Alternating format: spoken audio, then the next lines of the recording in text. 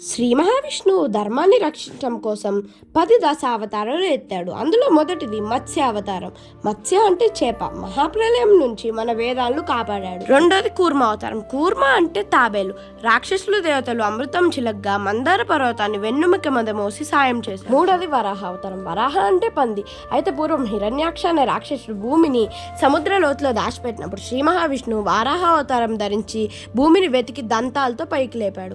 నాలుగోది నరసింహ అవతారం. హిరణ్యాక్షకుడు అనే రాక్షసుని చంపి తన భక్తుడైన ప్రహ్లాదుని కాపాడాడు. ఐదోది వామన అవతారం. బలి అనే రాక్షస రాజును ఓడించి దేవతలకు వాళ్ళ స్థానాలు తిరిగి ఇచ్చాడు. ఆరోది పరశురామ అవతారం. దుష్టరాజుల్ని నాశనం చేసి ప్రపంచానికి శాంతిని కల్పించాడు. ఏడోది రామ అవతారం. అడవికి వెళ్లి రావణుణ్ణి ఓడించి ధర్మాన్ని స్థాపించాడు. ఎనిమిదోది కృష్ణ అవతారం. పాండవులకు సాయం చేసి కౌరవుల్ని ఓడించి భగవద్గీతను బోధించాడు. తొమ్మిదోది బుద్ధ అవతారం. కరుణ మరియు అహింసని బోధించాడు. పదోది కల్కి అవతారం. కలియుగంలో ఉన్న చెడుని నాశనం చేసి సత్యయుగాన్ని మొదలు పెడతాడు.